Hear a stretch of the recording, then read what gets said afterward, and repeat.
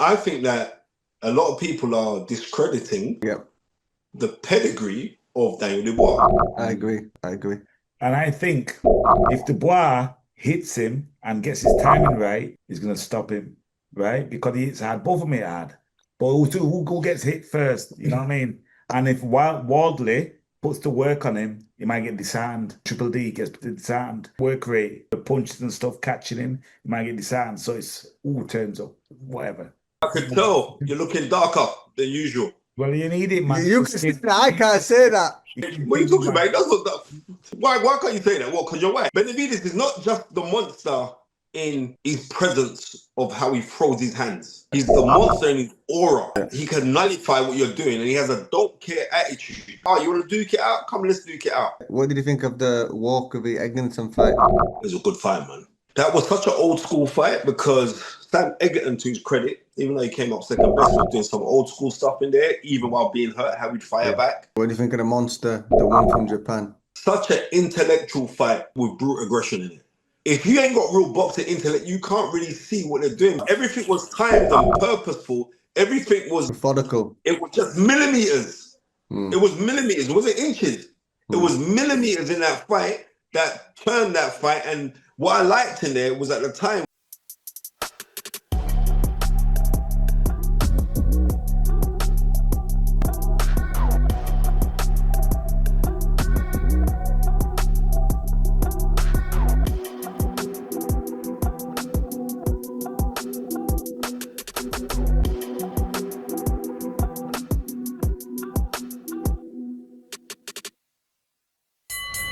For finding around the motivation with Boxers Need, back for episode 6, Real Talk with Spencer Fearon, and there's been some wicked fights at the weekend. And we've got to talk about. He's back from his holiday. Sometime. Thank you. I could tell you're looking darker than usual. Well, you need it, man. I can't say that. Yeah.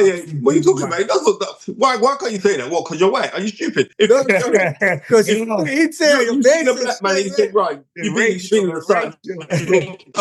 There's nothing wrong. You know what? You know what I'm getting sick and tired about, yeah? You know what I'm getting sick and tired about? Yeah. I'm getting sick and tired of everybody trying to be politically correct, right? Because if you're being politically correct, are you morally correct, right? Because if you're being politically correct, check this one out, you're dealing with politics. The left wing or the right wing, you're still the same bird, right? Yeah. But if you're dealing with morals is the thing that encompasses everything. No one don't need to tell you what's morally right. You know intrinsically deep within your heart what is right and what is wrong. And off of the back of that, I'll leave it at that. I like that. The world we're living now is becoming a vastly different place. People are afraid to say what they want to say. But listen, let's talk about Benavidez first. Man, literally he's the monster. Yeah. Right? And Benavidez is not just the monster in his presence of how he throws his hands. Yeah? He's the monster in his aura. He has an aura about him, right? That he can nullify what you're doing, and he has a don't care attitude. Like, oh, you want to duke it out? Come, let's duke it out, right? And that's what makes him such an exciting fighter, because he's very tall, got long arms. He could opt to kind of just box guys and move around, and he doesn't. He wants to fight you in the pocket. And for a tall guy, it's very rare that you see tall guys fighting in the pocket like that. You know what I mean? Yeah. And that's rare. And he does it with such alarming speed. It's alarming, his hand speed. Yeah. Right? Like Thomas Hitman Hearns, he could fight in the pocket as well with his long arms. Yeah, Hearns could. But the thing like this, Hearns could fight in the pocket, yeah? But Tommy Hearns was fast with single shot. Tommy Hearns was fast with mad combinations. He throws, you know what Benavidez is like, yeah? Because he's half Mexican, half Ecuadorian, right? You know what he's like? Yeah. Like, he is like a guy, like, similar to guys who are from the traveling community. Yeah. Right? Because, and this is not me stereotyping guys in the traveling community, whether good or bad. I'm telling you how it is. Guys from the traveling community, look at Tyson Fury. Tyson Fury doesn't fight to his body type, especially a peak Tyson Fury. Yeah, but especially like the young Tyson Fury that fought John McDermott in the second fight, where he's touching his boot and trying to do the Roy Jones stuff. Yeah. That's not meant for your body type. Yeah. Right? Yeah. And you do it really well. But Benavidez does it really well on another level. It's like he's been here before. Because certain things that I'm saying, you're not meant to be doing that. Yeah. Yeah. He's amazing. You call it as it is. He's amazing, and he's fun for boxing, and he's a very respectful guy. You know what I mean? And I respect him, and I like it. Do you think he stays there, or he can't go up? Stays there, comes down. What does he do? His height. You know what? Let's just be real, right? People talk about, the Bivol fight. Realistically, I believe down at 175, he'll be too fast for Bivol. I'm going to be real with you. And Bivol's also at the tail of his reg. Bivol had 2 hard fights with Beterbiev, and no one can't tell me they haven't taken his toll on you, because they would. At that stage of your career, to get hit by a man that punches like Beterbiev, that's going to take its toll on you. Yeah. But so you can see why he's been injured and stuff like that, why he's been out. Yeah. But I would say I would not want to see no other fight than Benavidez versus Jai Opetaia. That is it, right? Because Jai Opetaia's a southpaw. He can punch. He's come from very good amateur pedigree. He was the undisputed champion. He was Ring Magazine champion. He was Ring Magazine champion. That is the fight that I would like to see. But because they're both on different networks now, and different promotional ties and all the rest of it, but we do know there is one man that can make that happen, and that's Turki Al-Sheikh. And hopefully that fight is the fight that I want to see next. Yeah, it'd be interesting. That. Did you see what did you think of the Walker-v Eglinton fight? It was a good fight, man. That was do you know what? That was such an old school fight, because Sam Egerton, to his credit, even though he came up second best, was doing some old school stuff in there, even while being hurt, how he'd fire back. But it was just overwhelmed. And like that was at super welterweight, right? Light middle, that fight. Yeah. Welterweight, so, welterweight. It was at welter. Okay, right. So because of that, I don't see where Sam Egerton's gonna go, but I know John Pegg will tell him to continue fighting, because that's the type of people that they are. They're fighting people. But me personally, Sam Egerton's been around for a long time. I remember when Sam Egerton came up second best against Bradley Ski, and that seems so long ago. Yeah. So, and he's still around now, and it's different when you're in the heavyweight divisions, right? When you're in the heavyweight divisions, because you don't have to really make weight, you don't have to. Do you know what I mean? So you can get that longevity, even if you get bad beaten, you can still say, all right, I want to stick around. You can fight at a certain level. At these smaller weight, right? It's going to be where else is Sam Egerton going to go? Because like you've done really well. You've been a champion, right? And you've got good wins on your record as well. And I wouldn't want to see you get hurt, right? I wouldn't want to see you get hurt, and maybe now it's time to call it a day. What do you think of the monster, the one from Japan? Brother, let me tell you this. Nagataki and Inoue, that fight there, was such an intellectual fight with brute aggression in it. But if you ain't got real boxing intellect, you can't really see what they're doing, because you have done it to brute aggression, right? I hear you. But everything was timed and purposeful. Everything was like methodical. It was just millimeters. It was millimeters. It wasn't inches. It was millimeters in that fight that turned that fight. And what I liked in there was at the time when Inoue was getting clapped with that straight left hand power shot, and he just decided to I know I have to up it now. And he did up it, and he upped it by touching that body, coming upstairs. And you know what I mean? If you look at anything of Japanese culture, you got to appreciate the Japanese culture for how respectful they are. Like, they are so respectful to each other, because you know what? That there was the Warriors Code. What we saw there, that was the Warriors Code. Wawrinka, the fight Wawrinka, I don't know how to try and get his first name. Yeah, you could talk about that one. Yeah? What about Renka? Did you watch the fight with Renka? I never, you know. The African King. Yeah, I know, but I didn't watch it. I'm not going to lie to you. Okay, well. Where was that fight? Nigeria. Oh, you mean the like Misfits fight that they had? Yeah, well, it was on there. Laws didn't fight because of tear gas, didn't he? He was supposed to fight Elvis. Bro, let me tell you this, yeah? I actually did watch the fight. Sorry, but I just didn't catch the guy's name. My apologies. I thought, but you have to look what they're doing. It was called Chaos in the Ring, yeah? Which Balmoral Promotions, which is run by Dr. Easy. Yeah. I think what they're doing in Nigeria is actually an amazing thing, because for a place that the infrastructure is totally different from us in the UK. Yeah. You know what I mean? I thought the show within itself, it was a good show. And I think when you had the two influencers fight each other, right? Who were comedians, yeah? And that was very, very entertaining, because it went out to the world, and a lot of people thought this was real boxing. It wasn't. It was entertainment boxing. It was like Misfits kind of thing. That's what it was. You know what I mean? That's what it was. And that was entertaining. People getting too harsh on this thing, like, because they just didn't know. Yeah. But unfortunately, with the tear gas incident, that angered me, simply because why is it that things like this have to happen in an African country? You know what I mean? That really did. I was offended by that, you know? Yeah, I know what you're saying. But I also do remember, and I'm going back to 1988, I believe, when Tony Simpson fought Frank Tate. Do you remember that? And Tony Simpson, he fought Frank Tate for the IBF crown, and they tear gassed the venue then. And I remember Nigel Benn got tear gassed. So, and that's 1988. I believe that was 88. So, not saying that these things don't happen because they happen on our show, right? But Nigerian boxing is at embryonic stages, but you're seeing on the continent what Dr. Easy is doing. Nobody gets numbers like him. He got some ridiculous, not like 2 billion views or some man. He got some mad numbers across social platforms. So, right, for eyeballs, they're doing their job. So, we got to give Balmoral all the credit in the world. And I hope that they get better and they learn. And it's embryonic stages. So, you're not going to be perfect straight away. It's just like, when Bernard Hopkins said, don't feed babies steak. You know what I mean? They have to mature into it. And I believe that takes time. It just takes time. Fights were entertaining. Joe Lewis didn't fight. Yeah, it does. Joe Lewis didn't fight. I don't know Joe Lewis. I only found out who he was because Boxing King Media was posting. I was looking at the post. I didn't know he was prior. That's no disrespect to him. I didn't know he was, but he didn't fight because of the tear gas, right? But fights went on after that. So really, truly, you could have fought if you wanted to. But that's another story for another day. That Elvis looked a lot bigger though, didn't he? Yeah. It was a fight at cruiserweight. When Elvis fought Callum Simpson at middleweight, but he's saying he's big as a cruiserweight. That's what Joe Law says, yeah. He must have boiled down. So what, he's trying to say they tampered with the weights, that's why he didn't take the fight? Maybe, but there was a massive fight. No, but what? But it was seconds away. It was seconds prior to the fight. Right? He's starting up to it, so it is what it is, isn't it? It was seconds prior to the fight. He should have fought. Yeah. You know what I mean? Come on, man. You guys have been fighting. If that had happened to you, they'd send you, Don. And Don, you're out, you're there, and then just before the fight, there's a little bit of melee with tear gas, people coughing, blah, blah, blah, again, yeah?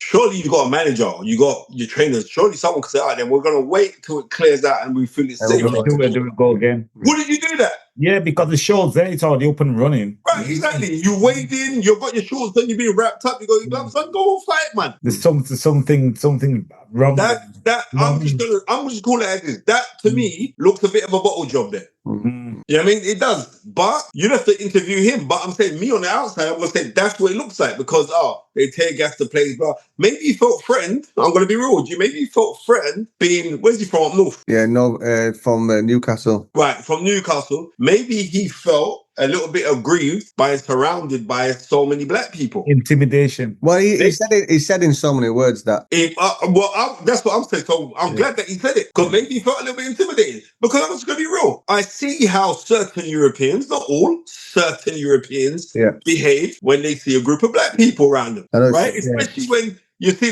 a group of black people and it's not even your country, so you can say, I would feel maybe he felt intimidated by that. But this is why we've got to get rid of these social stigmas and stereotypes, right? We've got to get rid of it. Because when I went to Ghana last year for Legacy Rise show, right, how my white counterparts got treated out there and looked after was on another level. Right? So I'm putting it down to maybe you got a racist stereotype in your head why you bottled it. That's what I'm saying. And I stand on my word. Because there was a lot of people there. It was a big venue. It was an open venue as well, like a stadium, wasn't it? Yeah, but listen, there was a lot there. But you're saying there was a lot of people, there were a lot of black people there. Black people, right? So therefore, he felt intimidated. I think he's never seen so many black people in his life. Even in the build up, the face off and everything, he was like intimidated. He was trying his best to win them over. You know what I mean? Well, you know what? The thing about it is this, you don't need to win over no fans. You need to win the fight. That's it. But you know what? Me saying that now, someone could tell me something differently. But as far as I'm concerned, that looks like a bottle job move for me. But it is what it is. But I am going to say again, congratulations to Dr. Easy and Barrymore Promotions. I wish them all the best because it is on the continent of Africa. And, you know what I mean, the mother and cradle of civilization. And I think it's good that they're trying to do something down there. I think it's good that they're getting the numbers that they're getting because they've got ridiculous numbers. So congratulate Balmoral Promotions. Listen, we're going to move on to Wardley and Triple D. What are you saying? I have to put on my bounty killer voice. The outcome, it's going to be, come on, man. I have to put on my bounty killer voice for this. People dead! Yo, it's gonna be a fight, you know. I'm gonna tell you the thing that has really kind of shocked me, is how the general public haven't really caught on to what they're actually going to see come Saturday night. Yeah. I don't think they realise that these are the two of the most biggest heavyweight punchers at the present moment going to fight one another. Yeah. Right? Now, I don't understand how people haven't, because let me tell you this, Sunday morning they're going to be talking about this fight hard. Yeah. Right? Of course they are. Sunday morning they're going to be talking about this fight hard because we know what they're both going to bring, right? We know. Now, I don't know how you guys see it. How do you see this fight going, John? Listen, both of them have trained hard. I've been watching them. They've been training hard. And I think if Dubois hits him and gets his timing right, he's going to stop him, right? Because he hits hard. Both of them hit hard. But who gets hit first? You know what I mean? And if Wardley puts the work on him, he might get disarmed. You know, Triple D gets disarmed because of work rate. You know, with the punches and stuff catching him, he might get disarmed. So it's all turns up, whatever. Listen, as I've got older, I'm more logical. When I was younger, and it was Lennox Lewis v Mike Tyson, because I was a Mike Tyson fan, which I appreciate Lennox now, but I chose Mike Tyson the way forward against, emotionally involved. Now I can see it different logically. So logically, if I break it down, Dubois the better boxer, and Dubois, I think, hits harder. So I'm swaying towards Dubois, but it could go either way because it could be later rounds, catching. Dubois gets a bit tired. He gets caught a little bit. Does he crumble mentally? Does he lose heart? And does that spirit of Fabio, that never dies spirit, come through? That's why I'm with it. Okay. Go on. I think that a lot of people are discrediting the pedigree of Daniel Dubois. I agree. Yeah, I agree. And I think even more so with the movie Michael out now, we can draw a lot of similarities between Joe Jackson and Stanley Dubois. There are similarities. And I'm not knocking the dad, number one, right? Because our beef has been long seasoned and cooked, and I've ate that, and he's at his piece as well. And we've come together in peace and love, as we're meant to come together in peace. No, seriously, we have. And fair play to him because he made a very large, substantial donation to one of the charities that I saw, right? And he sent his son to go collect his legacy award, right? Which he got last year, December. I think a lot of people are sleeping on the pedigree of Daniel Dubois. Yeah. Right? I agree. And when we say, but when it comes on top, he quits. Or when he comes on top, this happens and that. I think a lot of this fight has to do with how both men are prepared, right? And we know that Wardley has his all-time coach from when he was a kid who came through. And he's also got Ben Davis in his corner, and he's got Lee Wiley, who does fight breakdowns and analyses, right? Until you get punched in your head, do you truly realize, right? You can make all the psychological and physical and mental analysis on what you believe is going to happen, but you don't know what is really going to happen until you're actually in there. That's it. Everybody's got a plan until they get here. Right? It all turns up. And I'm going to be real with you, right? I'm going to be real with you. The reason why I believe that Daniel Dubois could come out victorious in this fight is because he got a very hard jab, number one. And number two, I think there is a level of maturity now in his camp, right? Yeah. I'm going to be real. And everyone thinks that I'm beefing with Don Charles. I'm not beefing with Don Charles. I guarantee you. Go phone Don Charles and ask him, do you love Spencer? He has to say, yes, I do love him. You may not like certain things. You may not like certain things, but you can't turn around and say you don't love me. He could never in his life turn around and say you don't love me. And vice versa, I've got nothing but love for Don. Yeah.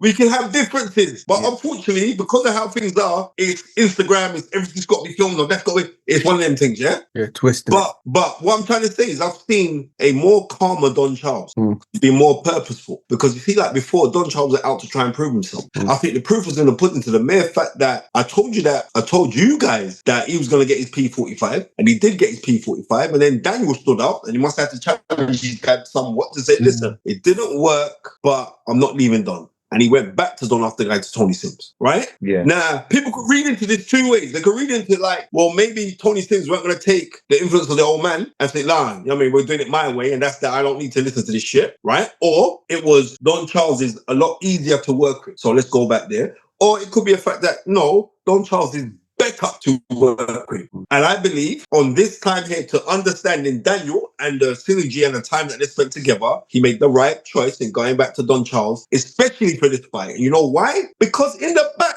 of their camp, meaning Ben Davison, Lee Wiley, and Baza Smith. No, he's a trainer. Oh, I know you're on about. Yeah, I forget his name. The guy from Ipswich. Yeah, I know you're on about. Yeah, right. And there's no disrespect in that. I forgot right? Because you guys are on it, all the scenes and that, you don't even know his name, right? But I'm saying to you, but for those man there, for Baz, for Lee Wiley, for Ben Davison, in their back of their head is when Dubois knocked out AJ. Yeah. Right? Yeah. And I'm telling you this now, more so because just before AJ got knocked out, the instructions that were given to AJ were all wrong from Ben Davison. Doesn't mean that Ben Davison's not a good trainer. He must be doing something right because he's British boxing trainer, right? But the instructions were all wrong. Hence why, and subsequently why, AJ has left them. Because when you know, like Don, you fought. Yeah. Boxing's spiritual. Yeah. And you can try and dot it out to the mathematics to what, and boxing is spiritual. It's all this. Right?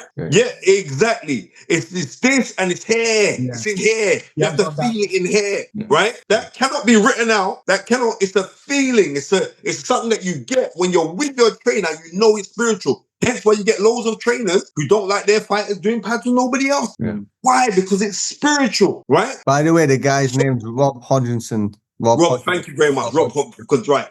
So I didn't want to but because you were in AJ's corner that. But I'm telling you, in the back of Don Charles's mind, is that I've got, because trainers like to rock with other trainers. In the back of his mind, he's saying, like, I've had you, I've had you, Ben Davison. I've had you guys. I've dealt with you guys already, right? So looking on this fight here, people who are writing off Daniel Dubois, you're crazy, right? Seriously, you are absolutely crazy. Because when we're saying like, oh, when the guys get tough, then he's gonna quit or he's gonna do this and that or blah blah blah. He doesn't. It's hard for anyone to turn around and say like he quit. It's more to the fact of he doesn't know how to psychoanalyze what is going on at the time, and it's like he has a shutdown, right? Paralysis by analysis, right? Right. That's what happens to him, my bro. Yeah. Right. But in this fight, I'm saying this. Woodley obviously is the favourite for this fight, yeah? But if you look at it, right, and Woodley can punch, but Woodley was getting out boxed by Hooney before he clapped out Hooney, right? Yeah. There's been many times where Woodley hasn't impressed me, but what the thing that Woodley does impress me with, is he knows how to gauge range and he knows how to set up shots. So it depends if Daniel Dubois can take those shots, because we've seen Daniel Dubois take some horrible shots against Hrgovic. We saw him take some horrible shots against Big Baby Miller and come through. He got some horrible claps from AJ before he knocked out AJ. So if Woodley can administer, because Woodley's fast, but people don't realize that Daniel Dubois is very quick. People are like, if Woodley can administer keeping him at distance, right? And he likes to do that probing jab. But he's got to probe, then throw. He can't probe and like wait, he's got to probe, then throw. Because if he probes and waits, Daniel Dubois doesn't mind getting hit to come in to hit you. And it's like, all right then, I'll take yours, can you take mine? So this is why the fight's interesting. Obviously, yes, Woodley's a favourite. But I'm telling you, do not sleep on Daniel Dubois. Who's the biggest out of them two? With the reach? Daniel, yeah. Daniel's biggest. So his jab will get there before him. Yeah, exactly. His jab will get there before him. Yeah. Right? Especially if it's a time jab. If it's a well-timed jab, it's going to get there before him. But this is what I'm saying, this will make this fight so great, because nobody really knows in their heart who's going to. They don't. You don't. Everyone, I knew it. We don't know. And when people keep on questioning Daniel Dubois' heart, Daniel Dubois got heart, mate. Right? He does. He has got heart. And the worst thing is when people criticizing Daniel Dubois that he hasn't got heart, this is the time when he said, you know what? I'm going to show that I've got heart, I think Don Charles can get the dog out of him because they connect as a trainer and him. Of course he can. Yeah. Because them dog are Nigerian. I want to elaborate on what I said, so people don't misunderstand what I'm saying. When you asked me the question at the start, it's not that I don't think he lacks heart. It's like what you said, paralysis by analysis. Like he's lost twice against Usyk and he's lost once against Joe Joyce. But I don't see the thing against Joe Joyce. He just came a bit too soon for him, I think. And I don't want to talk about the fight. That fight's what it is. But the Usyk one, every single fighter that Usyk beats seems to have the same look on the face. Same with AJ, same with Tyson Fury. He's a puzzle, and a lot of them don't have the answers for the puzzle. And then with Daniel, it looks like he's thinking a bit too much how to figure it out when he's getting caught, and then the fight's over before you know it. So I don't really put it down to the lack of heart. I'm just thinking when he gets into deep waters and he doesn't have the answer, like what we've both been saying, paralysis analysis creeps in. Do you think he's a work rate as well? No, he works hard enough. He works hard enough. Usyk is a special talent. It's very, very hard to be so judgmental on Daniel against someone against Usyk. What do you think, Spence? I think it's the work rate. What just disheartens him? No, I think it's the skill of the work rate. It's not just the work rate. Yeah, that's what I'm saying. It's the skill. It's the skill. Well, it's a mind thing, isn't it? It's a mind. Usyk's a different proposition. But what I am saying is this: I don't know how he's mentally adjusted to that loss, because they had a warm-up fight to go into this fight, right? Yeah. But we did see after the Usyk loss, he fought Big Baby Miller. He weren't the favorite in that fight, even though I had him to win that fight. He weren't the favorite in that fight. Yeah. Big Baby Miller isn't the proposition of Woodley. But what that showed me is that I can go into a big fight after a loss and come out victorious. Yeah. All right, and that's one of the reads that I'm saying to you, And when it comes on if we said deeply look at it, Daniel Dubois has pedigree, right? He has grooming, but what Woodley has is massive self-belief. I mean, to quote Babatunde Ajani, he is the walking affirmation of live it, of dream it, believe it, become it. He's that guy, right? Because look what he's done. And the way he dismantled David Adelaide, I was ringside for that fight in Saudi, right? Yeah. I was ringside for that fight. What was that? October 2003, right? No, November 2003. I was ringside for that fight. I'm watching the fight and I'm thinking to myself, bloody hell, this guy's good. Yeah. I mean, this guy's good. But what I do know is if Daniel Dubois doesn't give him those breaks for him to reset, and he has to be on him like white on rice. You know what I mean? But he can't be on him like willy-nilly, like guns blazing, because he'll get caught. But if he sticks behind his ramrod jab and he has got a very good jab, and then I can see. But at the same time, I can actually see Woodley knocking him out in 3 rounds. There's something giving me that round. Woodley gonna knock him out in 3 rounds. Yeah, I know what you're saying. But this is not saying on the fence. This is what makes the fight so good, because we don't really know. But are you like me, Spencer? I always say to people no, I'm way better looking than you. That's a matter of opinion. But no, you've got beautiful wife. But I'm way better looking. You know what? I'm off the market anyway, so it don't matter. I'm married. I've been married 16 years, you know what I mean, right? So I always say to who I'm watching boxing with, I say to the odd time when he asks me the questions, give me 90 seconds. Just let the fight start, give me 90 seconds. I'll know after 90 seconds where the fight's going to go. And I very rarely get it wrong. And you know what? You kind of know, innit?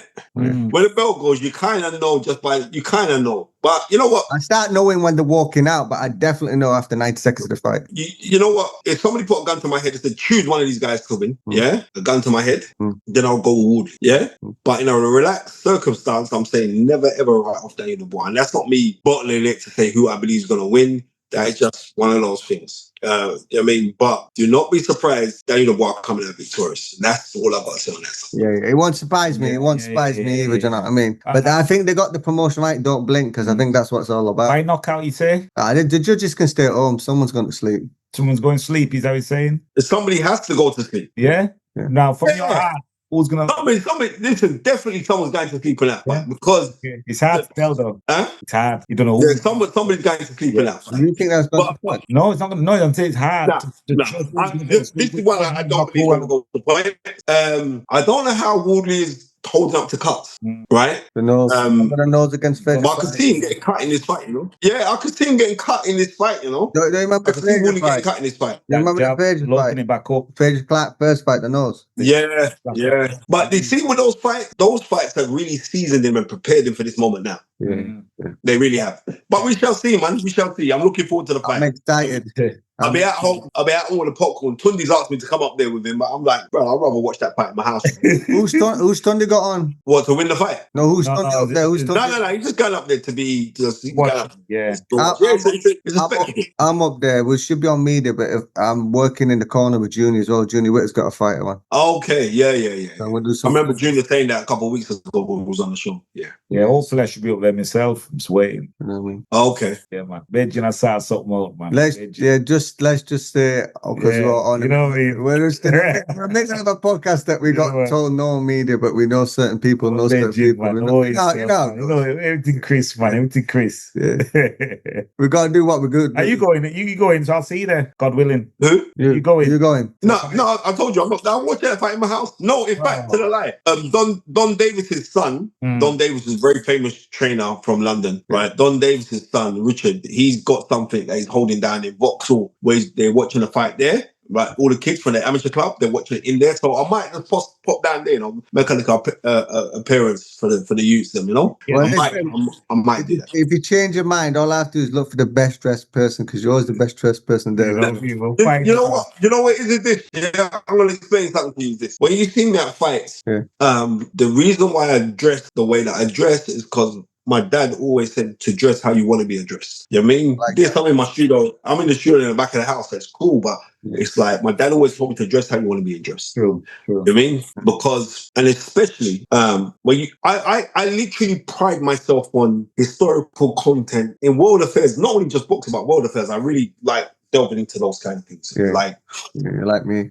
Because but because of that, God has blessed me with a brilliant ability to memorize things. If you tell me something, I won't forget it. I'm just fortunate like that. I don't need to write down shit. I don't know if you're ADHD, but I'm ADHD. I haven't got any diagnosed. I've always known I've had ADHD, but I got diagnosed 2 years ago. No, I'm actually autistic, so I'm on the spectrum. So that's why. Yeah, so you're like me. This is what I am. When I love something, for whatever reason, same with boxing, me and you're going to say passion. I know fights and this type of. When I used to live with Isham and Junior, they were like, I know every Southern area champion, every British champion, every common. I could memorize it because I love it. But if you talked about something I don't like, I can't remember the thing. Exactly. And now your boxing knowledge has been diminished because you found a wife. That's why. That's You're not wrong. You're not wrong, you know. You know, only the things that I do, I have lost a lot of that knowledge because of my brain. That's what happens. Yeah, man. And then you come into my life, so you just remind me. He's got it stored in there, man. He's still got it stored, man. Listen, we're gonna check out because we got after this. We're gonna go do a podcast now with Peter Fearon and Rico. So we're gonna ask Rico some questions. Are you going to Egypt? What am I going there for? The Rico fight. Huh? The Rico fight. Music. No, I'm not going. That's another thing. I watched that in my house, bro. Watching it. Well, we might have sponsorship, so we're going out then sponsorship. Well, then you could go. You know what? I'm going to talk to the guys at TCU. Maybe they could sponsor your little thing for you to go out there. Let's go. I'm going to talk to the guys in the office tomorrow. I'm back in the office tomorrow. So when I'm in there, I'm going to say, yo, to my brothers at TCU 29, like hook up Don and John and see what we can do. You know what I mean? Can't promise you anything, but I will put a word out to them, and I'll also put a word out to the Pentecostal Community Bank and say, yeah, it'd be good for them to, because they'd be good, because because you guys are Christians as well, they'd be kind of good look. So, you know what I mean? That's what I'm going to do. Everything I do is for Jesus. That's the full stop. Don't get me started. But anyway, listen, we'll pick up from where we left off next week, because I know you want to say something now. I ain't going to say nothing, man. Jesus is our big prophet. That's cool. No problem. Number 5 in Islam. Number 5. No, and this is what I'm trying to say to you. And if he is the Son of God to you, there's no problem. I ain't got no problem with you being a Christian, a Jew, a Buddhist, a Hindu, a Muslim, agnostic. No, it's nothing to do with that. As long as you are a good Christian, Jew, Muslim, agnostic, you know what I mean, Catholic, Buddhist, as long as you're a good one of them, then we're cool. That is it. No problem. All right. No more. I mean? And there should be only one commandment in the whole world. And it should be love for your brother what you love for yourself. Yeah. Now, if you don't love for me if you don't love for me what you love for yourself, then we can't be brothers. There you go. You said Simple as that. Said it in one. Amen, amen, amen. Yeah, knowledge. See it? Listen, guys, if you're vibing, start subscribing. Boom, boom, boom. Yeah. 13th and the final round. 13th and final round. 13th final round. Hit the comment. Hit that subscribe button. Hit that subscription button.